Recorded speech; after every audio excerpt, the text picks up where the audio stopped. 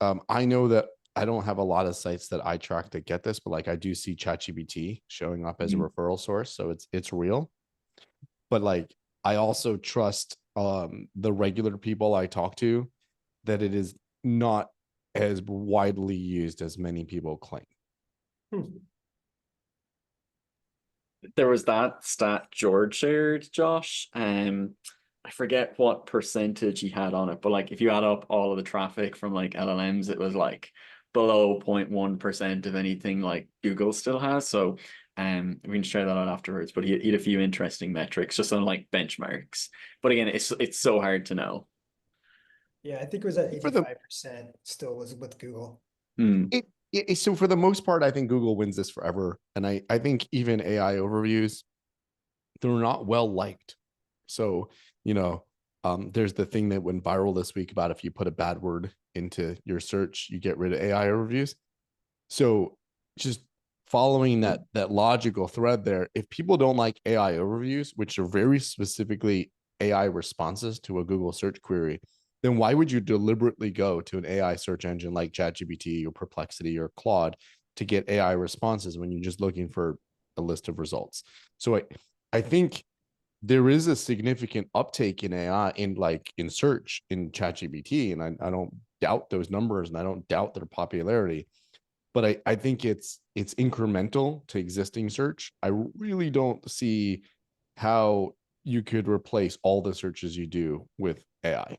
I do a ton of searches. Sometimes I like AI reviews, but sometimes I like the results. And from a behavior standpoint, AI, yes, it'll answer some things, it'll make it a lot better, but we're also going to be searching for a long time. I also find myself typing like fully formed questions into ChatGPT versus just like phrases or like shorter keywords like into Google. And I don't know if that's like a learned behavior because I'm of a certain age to where I've used Google in a certain way versus using like ChatGPT in a certain way. But I find myself with shorter queries in Google versus like ChatGPT. Yeah, I find myself in Google asking questions like, explain to me why I should know this. And then Google's like, here's Reddit. Go for it. but I think even Reddit, there's something about I like to read the Reddit responses rather than how AI stole the responses from Reddit, because you get context. You get authority. Like you look at the Reddit response and then you look at the follow-on comments of liar, you're an idiot, you don't know what you're talking about. Whereas the AI responses would it would summarize it and be like, hey, this is the real result. And you don't get any of that context that you've just been lied to. Right. Cool. I see people are enjoying the pre-chat, but I think we have some meat and potatoes to get into as well. So I might kick us underway here because we have a lot of people in the room, which is great. So maybe to formally kick us off. Hey everyone, welcome to the AirOps Growth Leader Series. We're thrilled you could all join us for today's discussion on ideal SEO versus real SEO. And as you've just seen, there's a lot more to come as well. So if you haven't been on one of these episodes before, the series is all about bringing together brilliant minds in growth, AI, and marketing.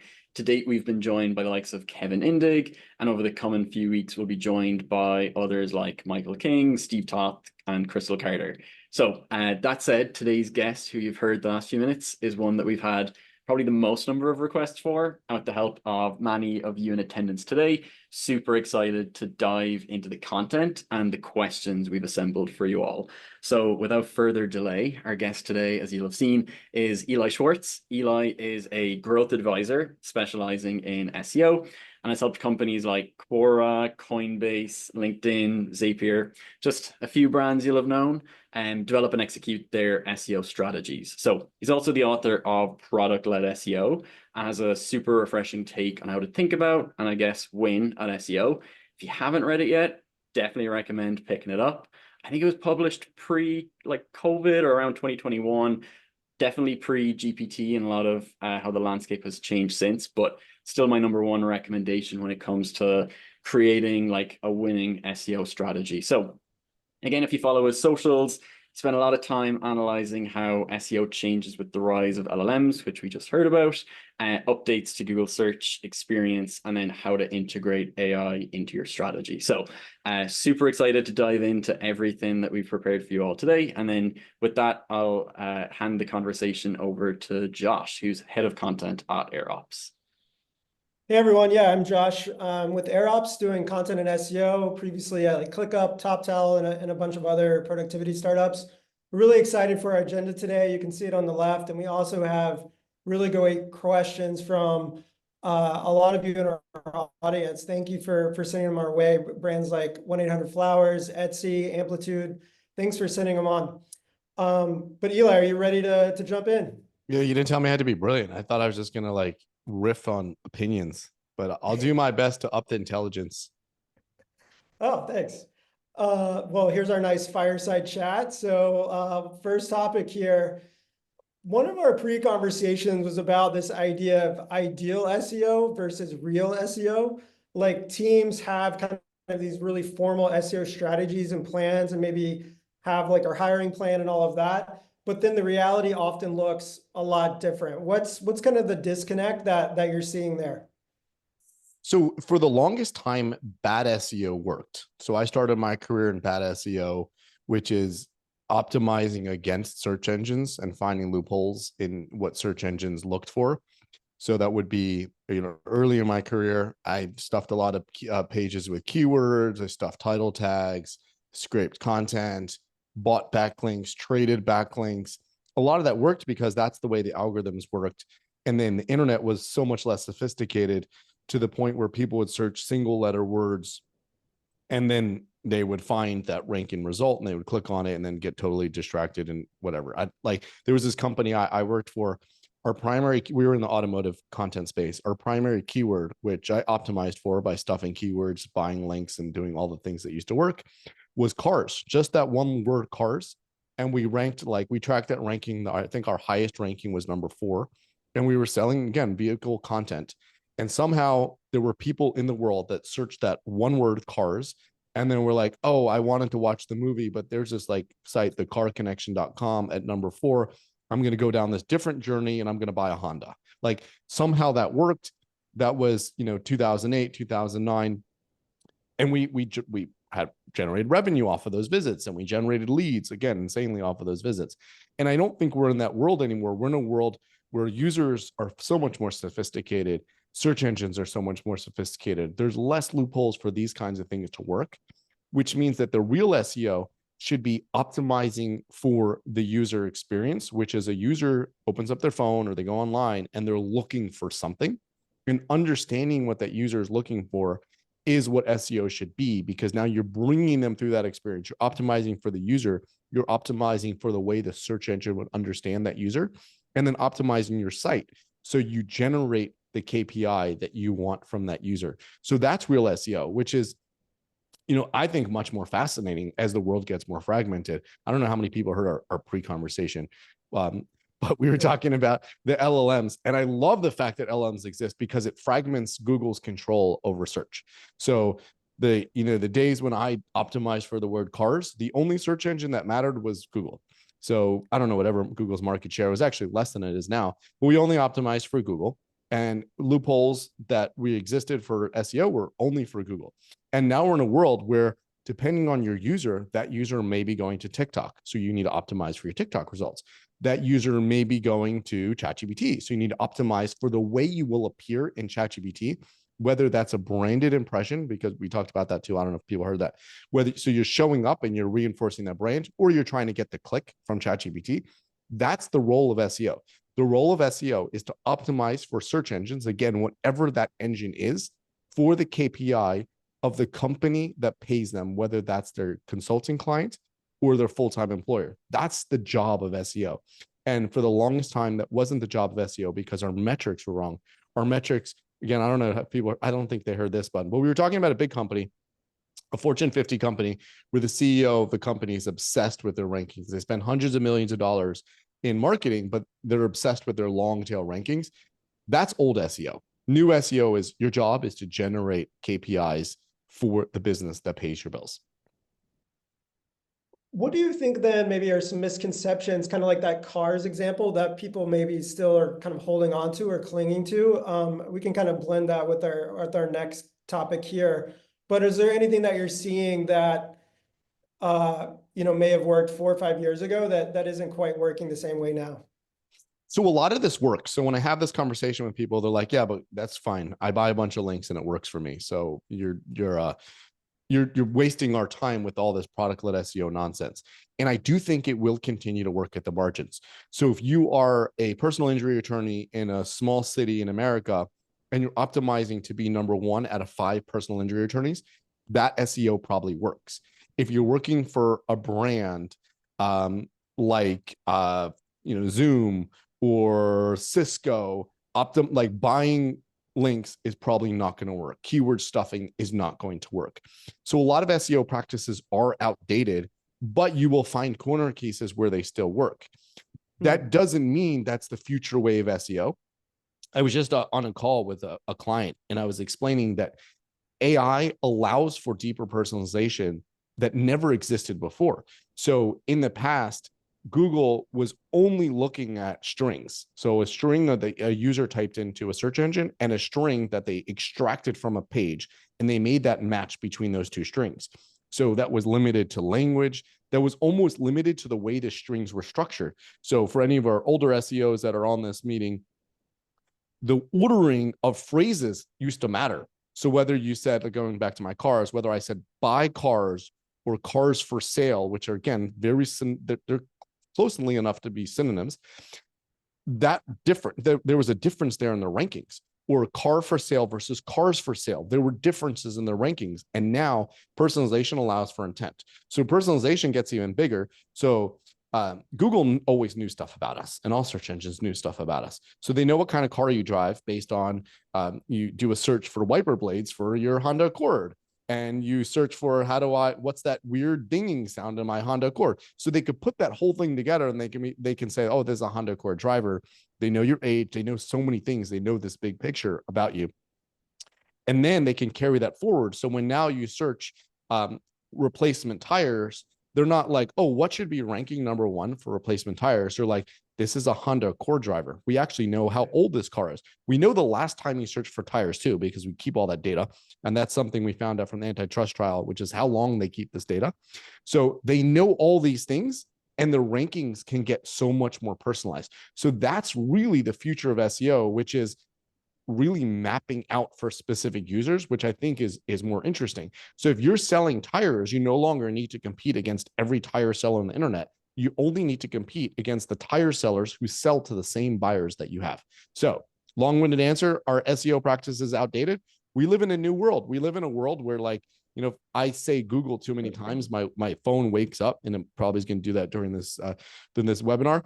But like, we live in a world where our phones are listening to us. Lots of the devices are listening to us. They're recognizing pictures. So insert like buying links from high domain authority sites just seems obsolete. Yeah, for sure. You kind of referenced that top, 100 brand that we were chatting about earlier, maybe dropping into meetings and such. How are you seeing some traditional like SEO gatekeepers within organizations hurting some of the potential growth that, some people might want to use as far as around like user content or just meeting the user intent instead of maybe meeting a keyword intent? So I think there's a huge challenge in our industry, which is at the top, CEOs and executives think the old SEO still works. Maybe because like they still remember how it worked 10 years ago on their own site they ran. SEOs don't really want to adapt to new ways of doing things. So there's a lot of like pushback against a new way of doing SEO. So I think it is a challenge for people to change their approach to SEO. Because if you're used to like giving in rankings reports and saying, this is the SEO I've done, if you're an agency and you're used to like your deliverables being 10 pieces of content per month, and that content doesn't really move the needle, and your deliverable is a rankings report, it's really hard to say, I'm going to do a bunch of stuff. And that's what I do as a consultant. I'm going to do a bunch of stuff around product that's probably not going to pay off for 9 to 12 months because we're building something towards a user experience. It's a really hard pivot to do as a consultant, to do as an employee, especially when leadership is like, what's this weird nonsense you're talking about? I need to see my rankings. I want to know why I'm not ranking on this super important long tail keyword on Bing. Right, right. That kind of brings us to our next one here, which is around product-led SEO.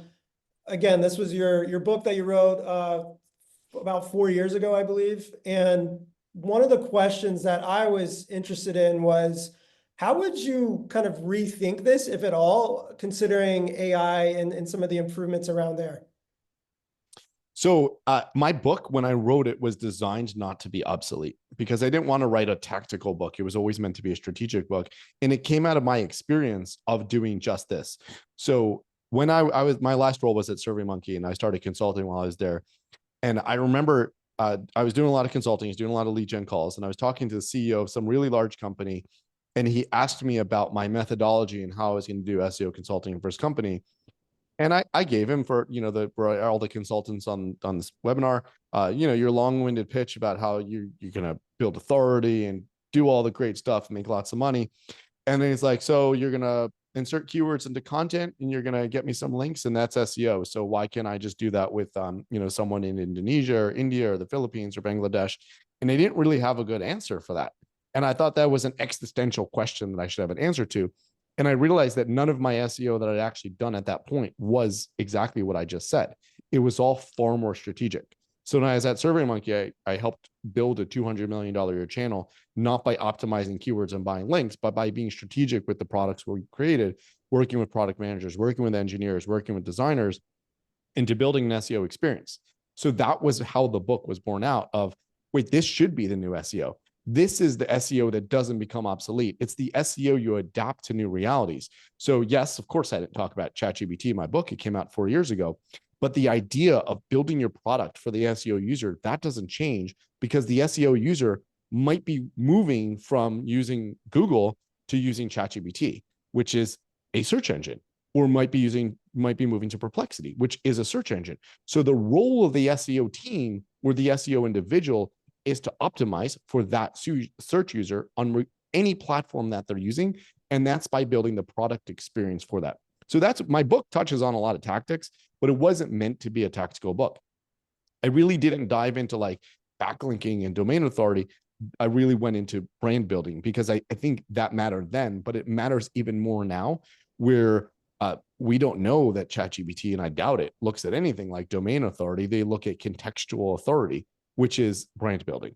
So that idea of product-led SEO should always be something that lasts for as long as people search. And I think we will always be in a world where we search, where we look to discover information. There are two sides of the coin when it comes to search or search marketing, which is you actively look for something, you request something, or you receive ads. And that I think there's a world where ads make a lot of sense and you are suggested things. And then there's a world where you want to find things. So whether you're curious, or whether you're looking for a service, or whether you're looking for an immediate answer, that's search. And search, I think, will always exist. The reason why I don't think any of the assistant devices, whether they're Google, Apple, Amazon, have really taken off is because they don't allow choice. So a search result, whether it has 3 results or 7 results or 10 results or infinite scroll, allows choice. There's a reason for everyone. I assume most people, in this webinar are SEOs. There's a reason why you look at your search console and you have things that have average rankings of 25. Who goes to the 3rd page of search results? Enough people. There are reasons to go beyond the 1st page of search results, and that's search. So for assistant devices to really take off, it's not even 1st page of search results. It's a single result, and that's AI. Right? Those are AI responses where it just gives you the answer you're looking for and you no longer have choice. And that's why I don't think AI can really always ever replace search, because it doesn't know exactly what you want. It doesn't know that you as an individual actually want to click result number 7 or go to the 3rd page of Google to find something really deep. I think that will always exist. Could be wrong, but that's my thought. I mean, I really like in your book how you mentioned like TripAdvisor and Zillow of like creating these large amounts of pages for like hotels or addresses. To me, that seems like something that is a defensive mode, as you said, that can sustain even through ChatGPT search, Perplexity search, whatever the next element or search engine is. Yeah. And again, I think if you are an informational product, you're probably going to struggle in the new future with AI responses. If you are Healthline or WebMD and you're giving away commoditized information that has existed since the beginning of writing, essentially, then you're probably going to face a lot of trouble in the future. If you're giving away services, if you are Zillow and you're selling a house, so maybe Google will steal the data around the house. You want to know whether it's a 4-bedroom house or a 2-bedroom house. Maybe Google can steal that and give that an AI response. Maybe Google can even tell you what that house costs, but you miss all the context and you don't understand the neighborhood in a single result. But they can't give you the house. They can't let you explore the house. Zillow has to do that. Zillow, however, get the pictures. You need to go to Zillow. So there's a world where a lot of informational sites will be replaced by AI responses. But what happens is people move down the funnel. And I've written about this on my newsletter, which is really the new search is mid-funnel SEO. So quick primer for everyone. There's a funnel of search, and think about it as literally a funnel, but also a journey. And there's a commercial that Google had, I think it was a Super Bowl commercial, and it's probably like 15 years ago, which goes through this journey of a search result where it starts with someone wanting to study abroad. And then it ends with that person buying a baby crib because they went to Paris, they studied abroad, they fell in love, they got married, they had a baby, right? But that's a journey. And that's really the way search results are, which is it starts with like, I need to buy a new computer. And then I think I need to buy a Mac. And where should I buy a Mac from Best Buy, or should I buy a Mac from Apple? Should I buy it from how should I buy the old Mac? Like that's a journey. So top of funnel is probably like Apple computer. You're probably not going to rank on that. But mid funnel is where you can start giving that information of how do you compare those two results. And AI for that mid funnel user is probably not going to ever solve it because that mid funnel user needs more information. Think about a travel search, which is, we're talking about TripAdvisor. Should I go on vacation to Southeast Asia? Should I go on vacation to South America?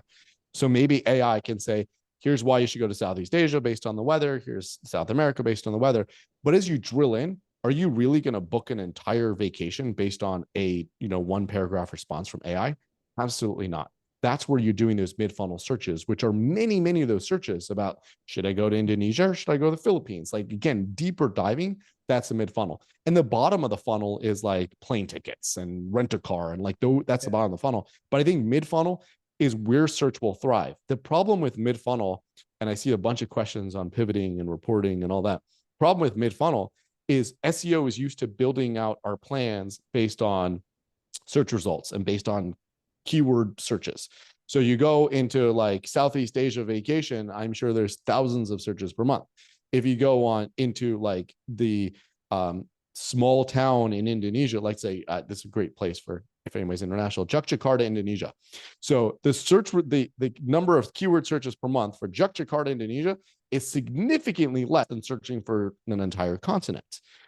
So the problem is now you're going to present your content plan based on a search that only has 100 searches per month, but your conversion rate, your match to intent is so much higher. And ultimately, our KPI for SEO should be a business-driven KPI, whether that's money or leads or impressions, whatever that is. That's going to happen when you're closely aligned with the user. So those searches, it's hard to really make that pitch of like, hey, I'm going to spend a ton of time and all this money optimizing for something that barely anybody does, but your conversion rate, your click-through rate will be so much higher on the barely anything does. That's the mid-funnel.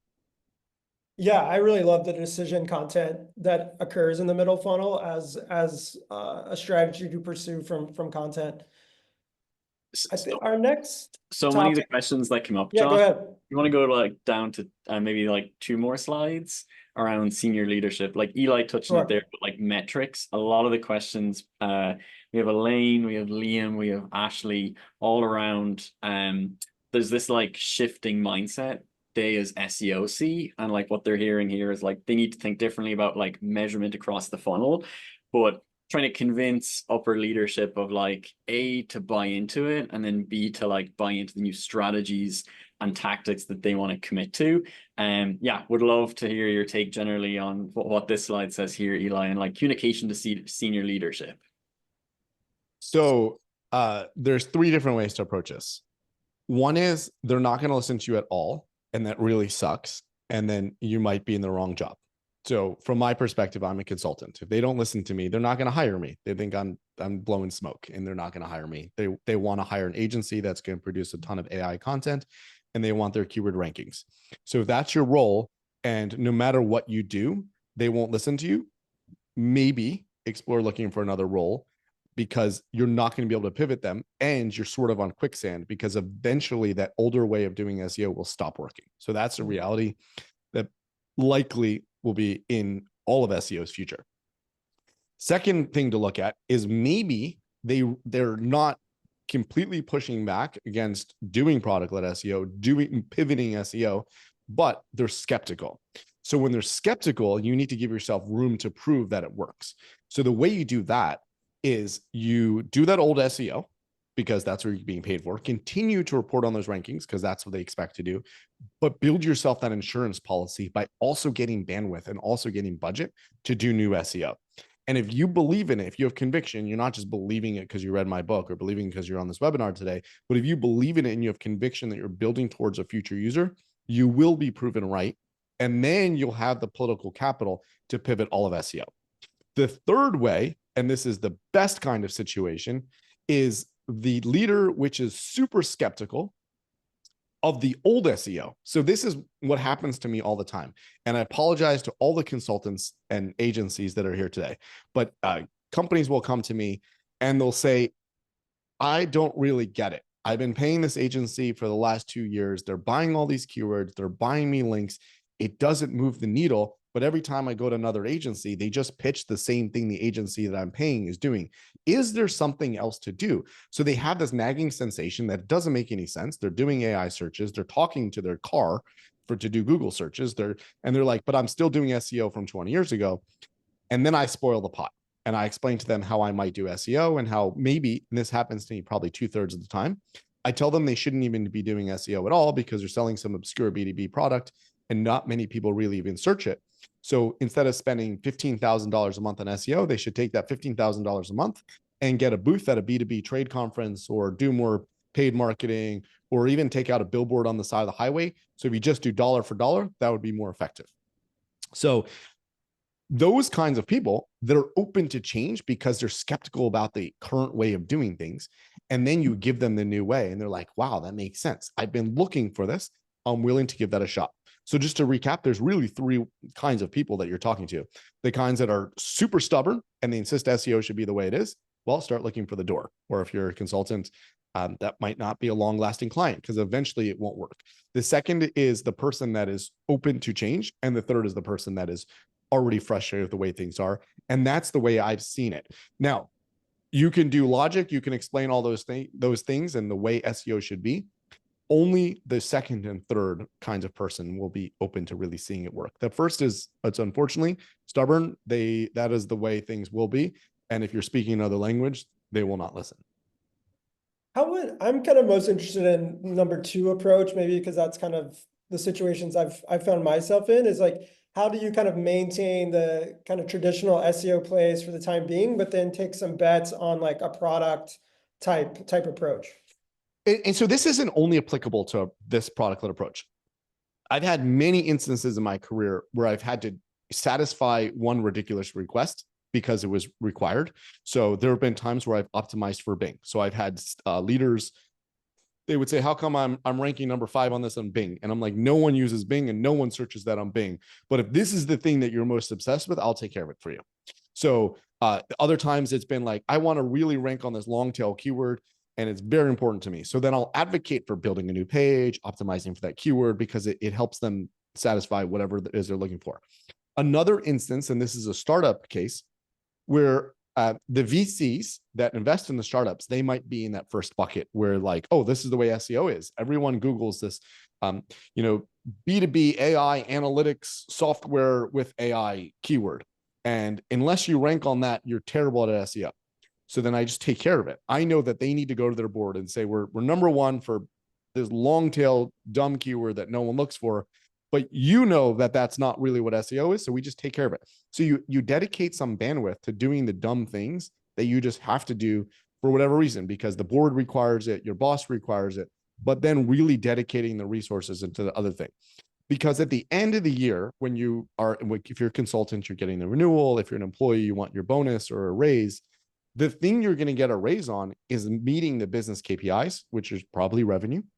And if you built the product-led, which is hopefully going to drive revenue if you've done the right thing, that's what you get a bonus on. If you present your ways like, hey, look at my keyword reports, everything's in the green, or we're hitting all these keywords, look at all this traffic we've driven. You don't have a good answer to like, where's the money? So maybe they don't ask it yet, but eventually you will not have that answer to where's the money. So if you want that raise, you want that renewal, build to where you're going to be able to answer that question. And then maybe broader, how do you paint the idea of like the algorithms are changing, these different things are changing? Like, how do you kind of build that bridge as far as communicating to senior leadership about, yes, we have these algo changes, we're going to make these bets. Like, what are some either new metrics, new strategies, or something that, you know, the audience could take away and start communicating more around these instead of those old ones? So my biggest complaint with most people in the SEO community is they lack confidence in their recommendations. And that lack of confidence is why consultants, if you're an in-house employee, consultants get brought in. If you are an in-house employee, then your budgets don't get funded. So most people here today probably understand a lot around LLMs. They understand a lot around the changes in search. We spend all of our time in these things. But then when you make a recommendation, that confidence and that knowledge doesn't necessarily come through. I've rarely been in a situation where I confidently explain what future search looks like, because again, most people you're explaining this to live in the same world we do. They're doing the same searches. They know about AI overviews. It shows up on their browser. They know about ChatGPT. They've heard it on the news. They use ChatGPT. So if you can confidently explain, this is the way search works, this is the way users work, this is the project I've worked on another company, this is the way our competitor is doing things. If you can confidently explain that, again, for type 2 and type 3 people who are open to change, they'll be more receptive to it. Type 1, that sucks. They're probably not going to listen. But type 2 and 3, they're going to be receptive. So you have to confidently explain it. But again, where I find that most people in SEO do this is they start doing things unconfidently. I know there's like a lot of like flack people say, well, it depends. The word it depends isn't as much of a problem as the way it depends is delivered. So you can say, if someone asks me a question and I don't know the answer and it's a test, you can say the word it depends. But if you put a period at it depends and then just move on, that's not confident. That's how you get fired and a consultant gets brought in, or a replacement consultant or a different employee gets brought in. But if you could say it depends, let me explain how these two scenarios will work. Either A will happen because Google understands it like this, or B will happen because Google doesn't understand it. But behind that, I'm also going to put a level of confidence at which one of these results are going to happen. So I think 80% of there's an 80% chance that result number A will happen, but I want us to be prepared and acknowledge that that letter B might happen at a 20% chance. B could happen. We could totally screw things up and B could happen and the wrong thing will happen. Does that mean you didn't know what you're doing? Does that mean you were a liar? No, there was always an 80-20. But again, the problem with SEO is they'll say it depends and leave it at that. If you can confidently say what will happen, what could happen, and logically explain it, then they trust you. But if you don't, they're going to go to someone else. So again, the thing that everyone should take away with this is you can confidently explain things to yourself, confidently explain them to others too when they ask you. That's really great. Owen, do we have some questions from the chat? I know it's kind of been going off here a little bit. I promised you I was going to ramble and not get us through the slides. Whatever. Well, I do have a question actually going back up to maybe this one. Because I know you're a big proponent of paid and organic search kind of working together. In your book, you talk a lot about that. How have you seen the relationship between SEO and, you know, these other marketing channels evolve? And, you know, you can say also feel free to add anything about just Reddit and Quora and how they're appearing more in the search as well. So I'm actually writing a new book with Wiley on understanding users and really understanding the buyer journey, because it's the thing that I found most frustrating when I talk to almost every single company is that they just focus on a marketing channel. They don't really focus on who that user is. But all of us are users and all of us are buyers, and we understand journeys and we understand all that. But companies don't really have that same rigor and approach. Even the largest companies I've ever talked to, they lose it. So once, like if you're selling your own product, let's say you made your own juice and you have buyers, you understand why people want to buy your juice. But then you hire a salesperson and the salesperson then starts focusing on what gets them the most commission. So the bigger companies get, the more they lose it. And like I've worked with some like Fortune 10 brands that have totally lost their buyers because they're just really focused on something and they ignore marketing channels because they're just doing whatever the next right thing happens. So when you think about the relationship between SEO and marketing, it really has to come down to that journey and who that user is and what they're looking for. So if you're selling a B2B software that potentially doesn't have a market because no one knows that market should exist, you have to do paid marketing because it's the only way you're going to push something. And AirOps is probably a great example of this. In the SEO industry, there's probably not a lot of people that are looking for AirOps. They're looking for the content that AirOps produces. They're probably looking for this webinar, but they're not looking for the product themselves. So where AirOps ranks is not so meaningful. However, there is a market for it if you can only explain the problem. The way you explain the problem is with paid marketing. And which channel you use depends on where the buyers are. So I probably would not use a channel where the AirOps buyers are not. So I probably would not use radio ads because we don't think SEOs are listening to talk radio and deciding what SEO software they should use. SEO users are probably on Instagram. They're probably on TikTok. And then you will really want to distill down to like, well, what are they doing on Instagram? And I get even more granular in figuring out the personas.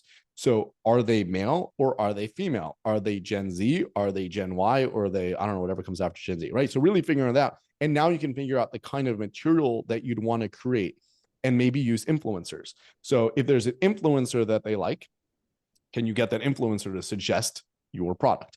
So that's the way the relationship should be. It should be based on who that user is and where that user is going to end up being. So again, I think SEO is mid-funnel. So what do you need to do to create a user that's going to be looking for you in mid-funnel? Well, maybe it's opening up the top of the funnel with paid. Maybe it's opening up the top of the funnel with going viral on LinkedIn.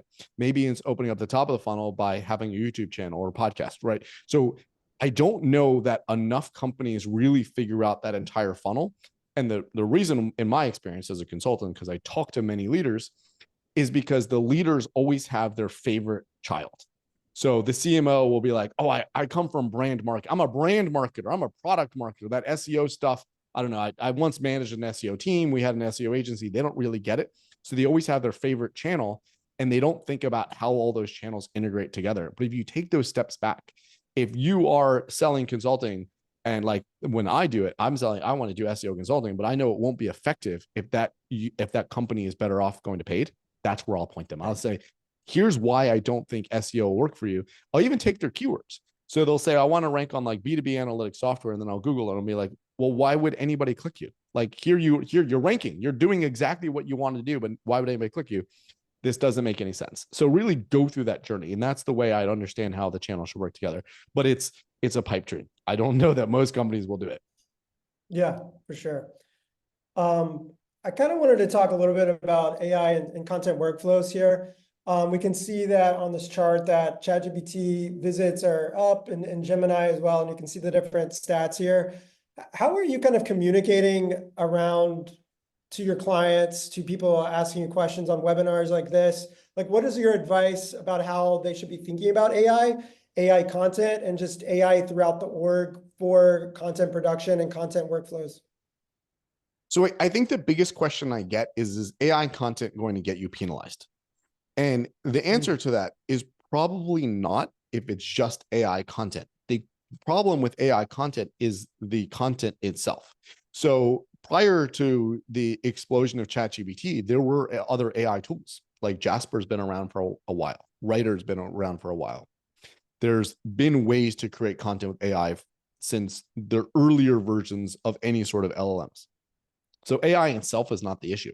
And prior to AI, I used my own career. I've used a lot of writers from Fiverr and Upwork, and they wrote a lot of terrible content. So it's not the content. It's not who wrote the content. It's really what the content is. So if you're using AI to make 10,000 programmatic pages, which say absolutely nothing, that's probably an issue. So what I'm communicating is AI has actually quickly lowered the bar on what content is. And if you're just using AI for content creation to write worthless content, and you shouldn't have this worthless content, it's not going to convert and it's not intended for your users, that will probably get you penalized. And as I mentioned in my book, I had very terrible experiences with the Google Panda algorithm, which I think is Google Panda was 2011, and the helpful content I think is just the AI version of Panda, which is identifying terrible content. And AI and helpful content is a little bit more granular. Panda was just like, oh, too much bad content in the site, the whole site is nuked. So helpful content's a bit more granular on what kind of content's nuked. So that's what I'm communicating. It's not the content itself. It really comes down to the same SEO best practices of who is your user. Why should this content exist? How are you helping a user progress through the funnel? Who wrote the content, whether it's AI or not, doesn't matter. I would probably suggest that that you shouldn't just take AI content and publish it, because I think we will eventually get to a problem, and it's been going viral on LinkedIn quite a bit, where users are like, oh, that's AI content, I disregard this entire brand. The same way when you have content that's terribly written and not edited, users judge your brand. They'll be able to recognize what's AI and what's not. And that's what it is. So what I'm communicating is, this is a good tool to produce a lot of content at scale, to get those first drafts, to get those second drafts at scale and a lot cheaper, but it is not an SEO solution. Unfortunately, a lot of companies think it's an SEO solution, and they're getting rid of their agencies, and they're getting rid of their content teams. They're getting rid of their in-house SEO employees. And a lot of SEO agencies are getting squeezed on their own margins, and they're getting rid of their content people, which may or may not have been good content people, but they're now using AI content, which is terrible. But there was this one site at the car dealer I went to get my oil changed. They had really, really bad content that was written by a human. And like, I judged the quality of the oil change and the fact that they keyword stuffed all of their content pages. So AI content itself, again, it's just another version of terrible content. That's not new. It's whether the content is good and fits for the user. I love that. One kind of last slide we had here is, on LinkedIn especially, we saw a lot of comments about the HubSpot traffic decline, and I even wrote a piece about that as well. So kind of wrapping up here a bit, we're seeing some of these sites that maybe need to like transition from one way of doing SEO to the next. How do you suggest you do that? How can you maintain and build for the long term, especially as people in larger companies are looking to make a transition?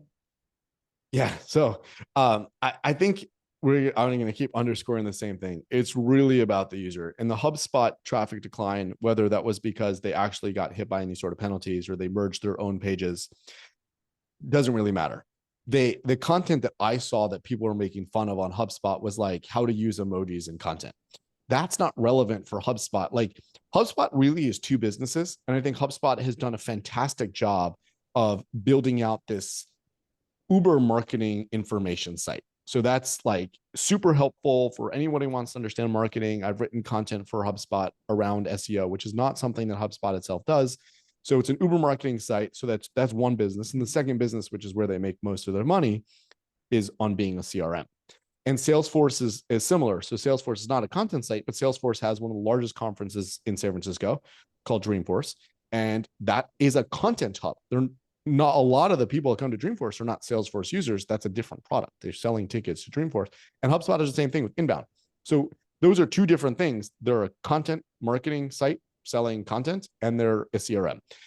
How to use emojis in content doesn't satisfy either of those. So if you think about there's two user personas and there's two buyers, doesn't really help either of those buyers or either of those personas. So the big thing to think about is, what are you trying to do and who are you selling to? And does what you're doing help out with that SEO journey? There have been a lot of businesses that I've consulted for in the past where they look at some competitor and they say, wow, look at this site. Look how much traffic they got. I'll call one out specifically. So because I'm not a client, but a company came to me. They're in the financial services space. They're selling accounting services. And they looked at, I forget which site. One of them was Intuit, and another one was also in a similar space to Intuit. And they're like, look how much SEO traffic they get. And I said, you're selling accounting services. Giving the definition of what a 1099 is not really going to help you sell accounting services. That's one of those things that's super top of funnel. So this is 1099. What are the tax filing dates for 2025? Yes, you can get a lot of traffic for it. But if you're selling a very specific accounting service for a small business, that doesn't matter. So I think if someone's in the game of content production, they want to rank on every single piece of content in their space. Eventually, Google's going to say, actually, we just passed this event, which is the Super Bowl. Look at all the sites that rank for like what time is a Super Bowl. No one needs to click those sites anymore. AI answers the question, or a rich snippet answers the question. So if you're in an accounting space, you want to rank on everything around accounting, every single definition, that doesn't help you sell accounting.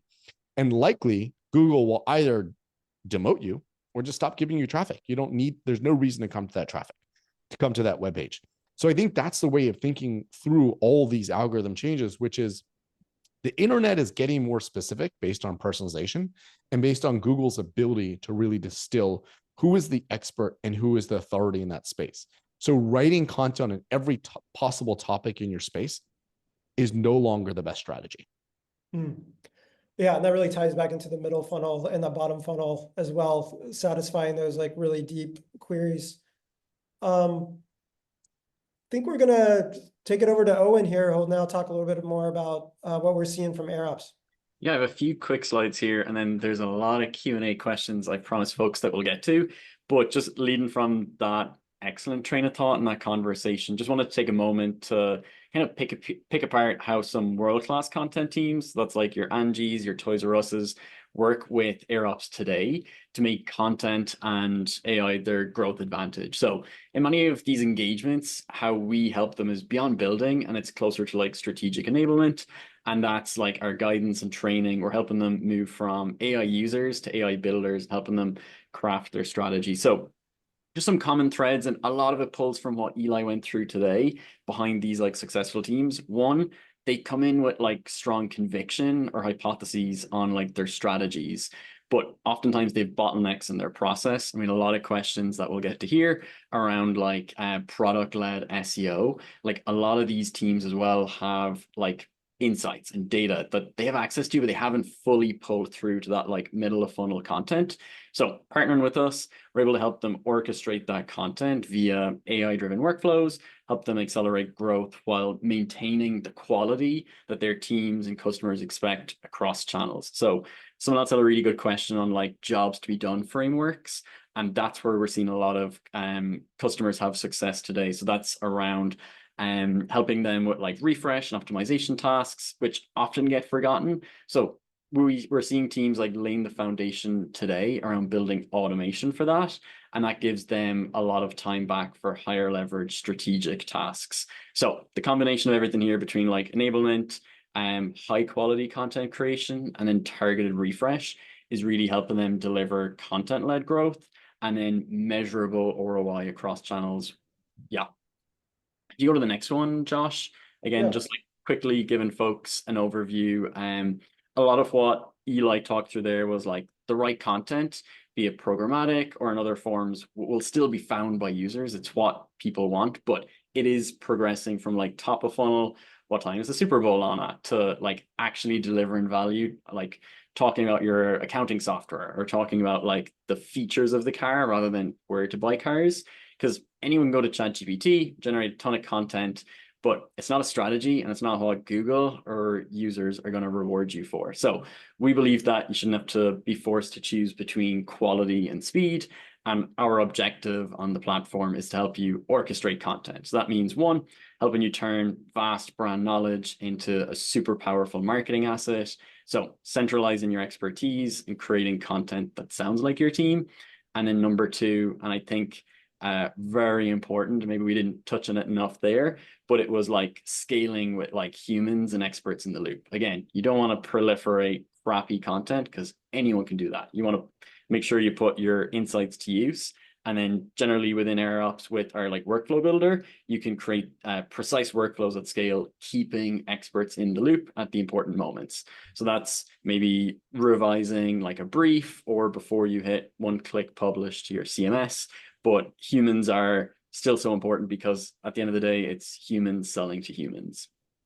So with that, we are opening up for this group 10 strategy sessions. Usually they're actually gone by this time. We ran over the introduction a little bit, so I'm just getting to it now. But yeah, we're opening up 10 strategy sessions to help you and your team begin actually orchestrating content. So in short, you'll get personalized hands-on review from our experts of your domain potential. some industry best practices building on top of like what Eli went through there, and then a roadmap for content powered growth. So they're first come, first served. But I think everyone who's come here to listen to Eli's amazing insights, you're probably already ahead of the curve. So we love to continue helping you. These are like free, no commitment beyond the session. We're just there to invest in amazing SEO and content teams. And yeah, we'd love to talk to you one of these sessions, or just talk to you about the projects that you have ongoing at the moment. Nice.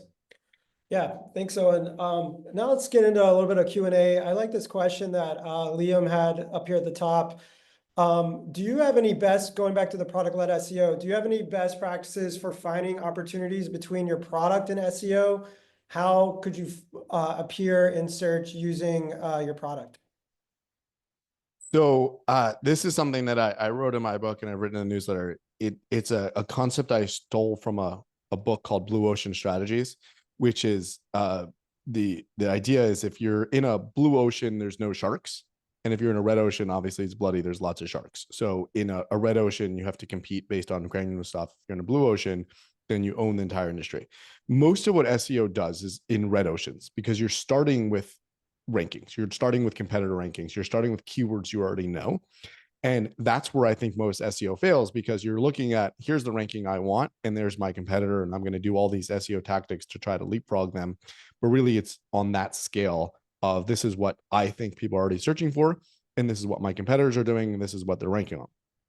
A blue ocean in this case would be really retreating and figuring out a holistic way to acquire the customers you want. So rather than doing keyword research, I would do user research. So let's use as an example that accounting product I was talking about. So like it's a small business accounting product, and they want to do something different for small businesses to help them with their accounting. Now, this is a venture funded business, which means that they went and convinced a lot of investors to part with many millions of dollars to fund their business. So instead of saying, what is our SEO strategy? Our SEO strategy is going to be based on what Intuit does to rank on all these keywords. They should go back to their pitch deck of like, why did they convince these investors to part with millions of dollars to fund a business when there are lots of accountants already, when TurboTax already exists and they have all their Super Bowl commercials? And then go talk to those users, because they probably already talked to the users before they went with that pitch deck. So what is their innovation? What makes them different? And why are they a better fit for all the users? And then that's the niche. Now, it may be that there's not yet demand for that. So maybe they have to start with paid marketing and they create the demand. So just like Zillow, which is one of my favorite product-led SEO examples, the demand for people's home valuations didn't exist because it didn't exist. But knowing that people wanted it, they created that category. So they knew from other sources that there was demand for it. Now they built that category and they own that category forever. The same goes with Amazon. When Amazon started doing e-commerce didn't exist because there was no e-commerce. So Amazon owns e-commerce by building e-commerce. So if you want to build a product experience for your users, build the product experience for your users, talk to the users, know what the users are looking for, know what the business does differently and the problem it solves.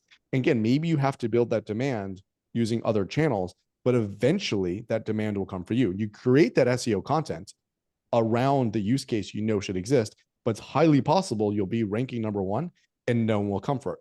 So an example might be, think about the LLMs. You could have ranked on like AI content creator in 2015, you could have been number one, and that would have done absolutely nothing for you. But AI content creator in 2025, that's a money keyword. So that's the idea. What do you have to do to build that demand, knowing that users want it? And it may be that SEO demand doesn't exist just yet. Wow. Yeah. It's a really important thing to think about, is how to find that demand. I really like this question from Ashley, because I'm also thinking a lot about this myself. What titles, roles, responsibilities are you seeing pop up for roles that straddle strategy, UX, SEO, engineering, product? This is something that I'm really exploring on our end as well. But either what roles are you seeing pop up, or what do you think those roles should be for kind of these modern SEO content teams? So for everyone here that's in management, they probably realize that the way roles are created is based on managers and what roles they want on their team. So it's It's super unfortunate that you can't change it. So as an example, I don't know if I talked about this in my book, but like the reason I ended up in product and doing product-led SEO is because my manager left and she was a VP of marketing and I didn't have a boss, and they put me on the product team and the chief product officer became my boss. So my title switched from marketing to product. And like that was like that. And I got a raise too, which is awesome because I was like, oh, wow, I do the exact same job. Now my title's product and I got a 10% raise. So that the same people on the product org just made more money. But that unfortunately is a problem. So like if you have a VP of growth and SEO sits under growth, then SEO is going to be called a growth manager. If SEO is in product, which is I think where SEO is most effective because you get more toys to play with, then you'll probably be an SEO product manager. If SEO is in content, then you'll probably be called an SEO content manager. Startups, if for anybody here in a startup, you probably get to create your own role and your own reporting structure. So if you report to the CEO, I would strongly recommend calling yourself a product manager because then you just have more flexibility about where you go in the future.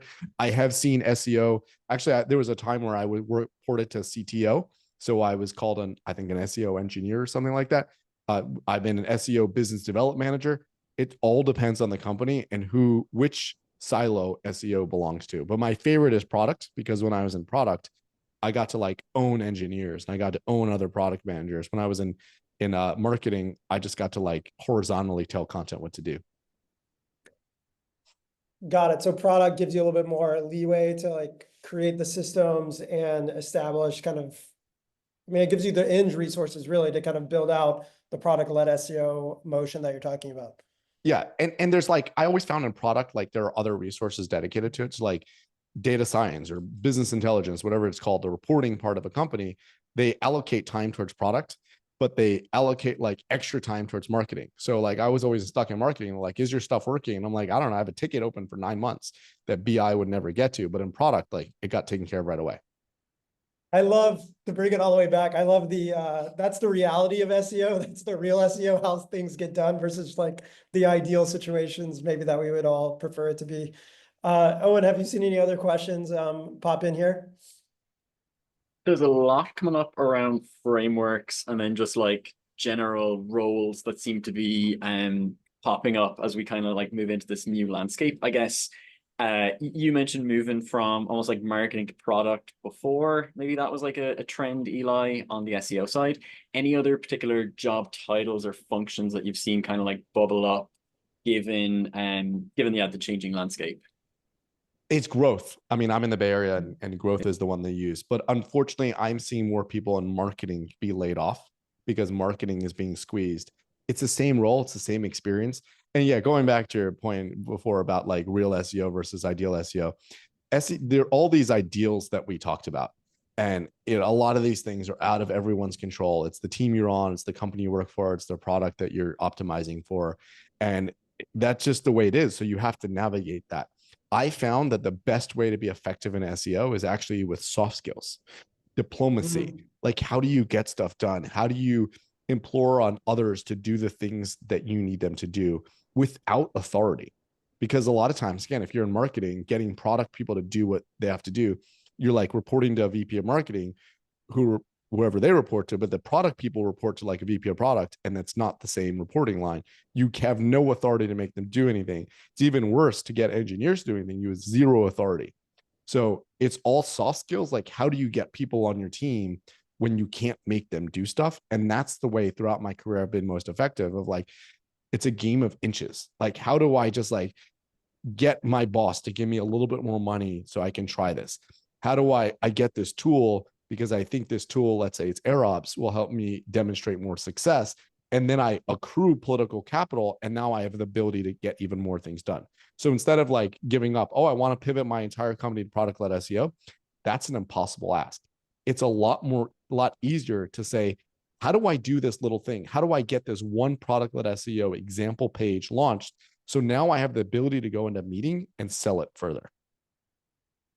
I really love that as a way to end. That's a really great note on literal practical tips that are not about like on-page ranking factors or anything, but really how to get stuff done. Really appreciate that. Yeah, I guess we're on time for once. So Eli, really appreciate your time today. And as you'll see, there's many open questions that we haven't got to yet. We will follow up with people there, and we'll follow up with the recording as well, hopefully by end of day. But yeah, want to be respectful of people's time. So huge thank you for Eli for 60 Yeah, minutes of deep insights. And then the pre-chat, I think, was as interesting as anything. And if people have questions, keep them coming. We'll do our best to respond to them for end of day. Otherwise, Josh, if you go to the next slide, there's some info for, I think, how to connect with us. So yeah, I would recommend like following Eli on social, like what you've gotten there in its deep contextual format. He drops daily on his LinkedIn and X. And then anything, Eli, you want to like chat through? Anybody can reach out to me on LinkedIn, and I'm always happy to help. I think the bigger strategic part of SEO is fascinating. So I get these questions all the time of like, how do you explain, how do you implore on people to do things, and that's where I think SEO wins. Yeah, I love that. That's a great note to end on. Yeah, definitely check out Eli's book. You'll find it on Amazon, as I did a few months ago. It's still as relevant as ever. And then for like soft skills, you might want to check out Influence by like Cialdini. There's a few other books as well out there. But I think hard skills, soft skills, hopefully with the right tools backing you as well, that's the way to have success as we go forward. But yeah, thanks everyone for joining us on this Tuesday. And yeah, stay tuned for the next episode of the Growth Leader series. Have a great rest of your day. Thanks for having me. Thanks, See you, everyone. folks.